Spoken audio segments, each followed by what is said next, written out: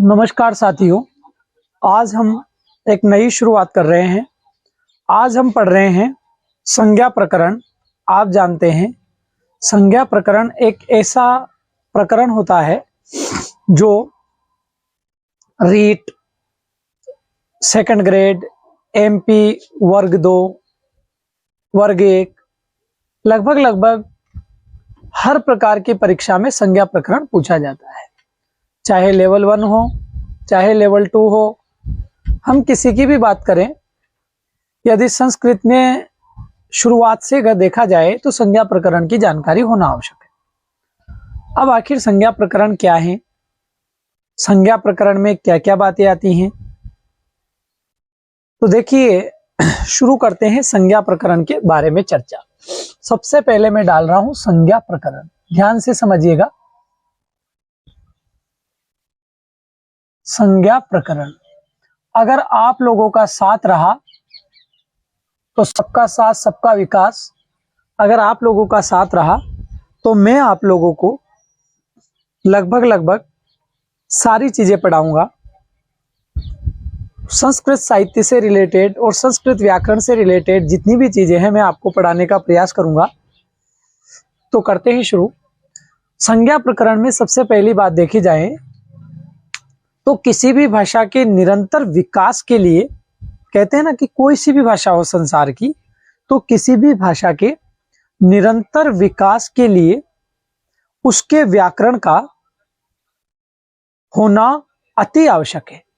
किसी भी भाषा के निरंतर विकास के लिए उसके व्याकरण का होना आवश्यक है, क्योंकि भाषा के लिए व्याकरण प्राण तत्व होता है। तो मैं यहां बताता हूं आपको, ध्यान से समझिएगा, एक एक चीज को अच्छे से समझना। यहीं से ले लेते हैं। किसी भी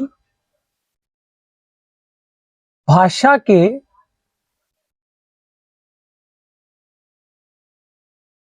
निरंतर विकास के लिए, किसी भी भाषा के निरंतर विकास के लिए, निरंतर विकास के लिए उसके व्याकरण का होना अति आवश्यक है। उसके व्याकरण का होना, उसके व्याकरण का होना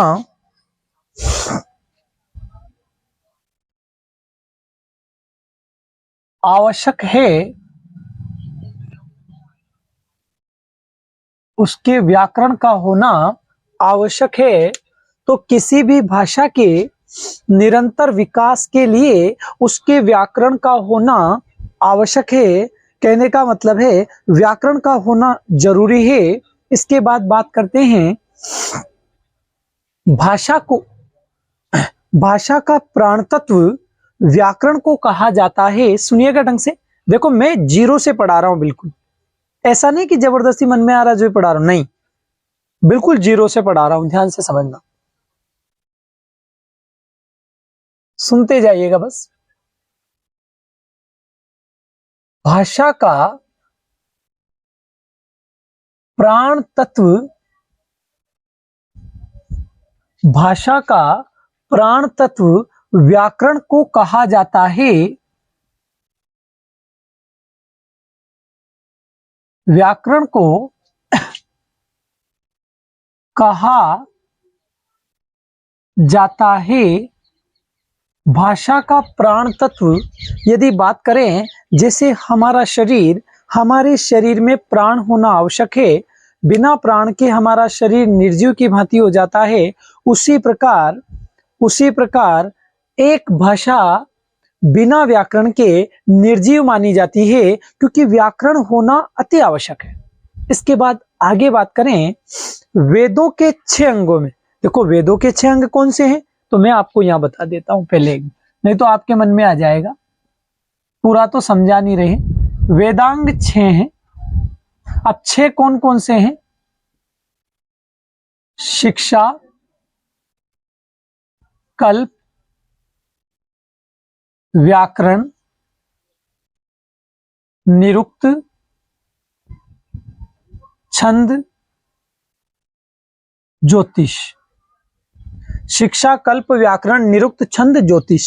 ठीक है, शिक्षा, कल्प, व्याकरण, निरुक्त, छंद, ज्योतिष, ये 6 वेदांग हैं। तो मैं आप लोगों को बताना चाहता हूं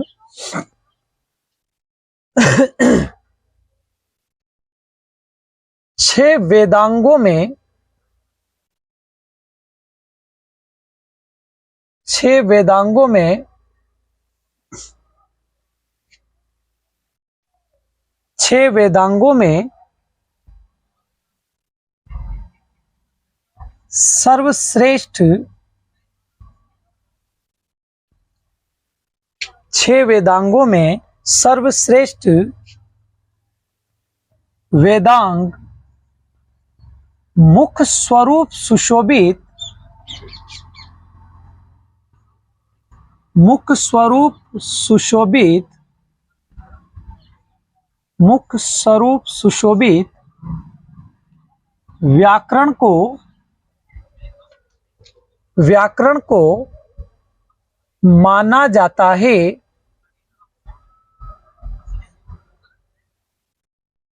किसको माना जाता है? व्याकरण को, क्योंकि व्याकरण को वेद पुरुष का मुख बताया गया है।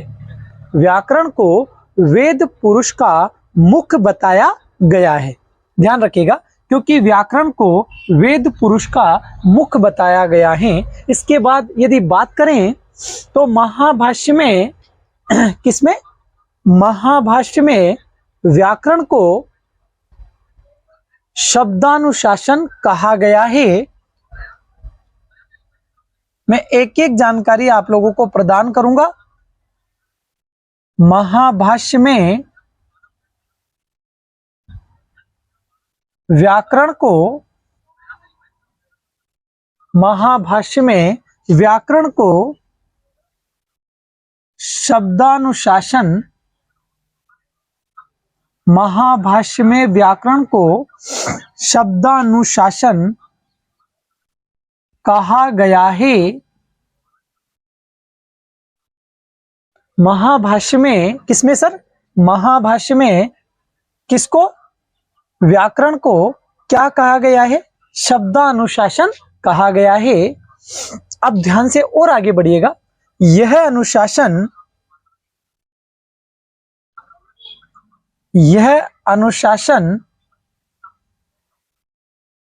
लौकिक व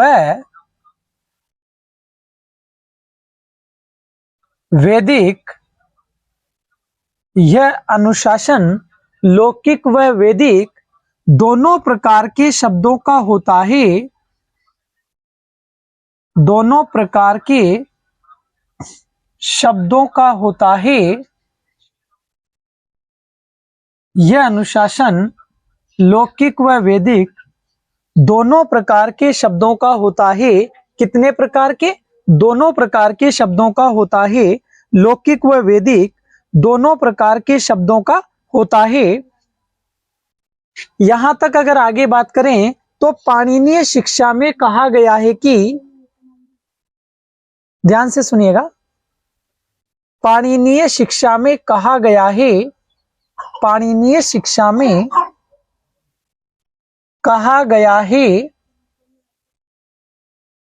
क्या कहा गया है? मुखम व्याकरणम स्मृतम। मुखम व्याकरणम स्मृतम कहने का मतलब है मुख को, नहीं सॉरी, कहने का मतलब है व्याकरण को मुख कहा जाता है। कहने का मतलब है व्याकरण को मुख कहा जाता है, अर्थात व्याकरण वेद पुरुष के मुख की तरह सुशोभित होती है। और किसी भी भाषा के संपूर्ण विकास में यदि कोई जरूरी है तो वो व्याकरण जरूरी है सर। अब यदि आगे बात करें तो व्याकरण की 2 प्रकार की परंपराएं हैं, ध्यान से समझिएगा पूरी बात को। मैं यहां लिख देता हूं पहले, व्याकरण की दो प्रकार की परंपराएं हैं, व्याकरण की दो प्रकार की परंपराएं हैं। अब आप विचार कर रहे होंगे कौन कौन सी परंपरा। तो दो प्रकार की परंपराओं की यदि बात करें तो पहली परंपरा है बारहस्पति परंपरा और दूसरी परंपरा है माहेश्वरी परंपरा। ठीक है, तो यहां आप लिखेंगे पहली परंपरा की यदि बात करें तो पहली परंपरा है बारहस्पति परंपरा और दूसरी परंपरा की यदि हम बात करें तो दूसरी परंपरा है माहेश्वरी परंपरा।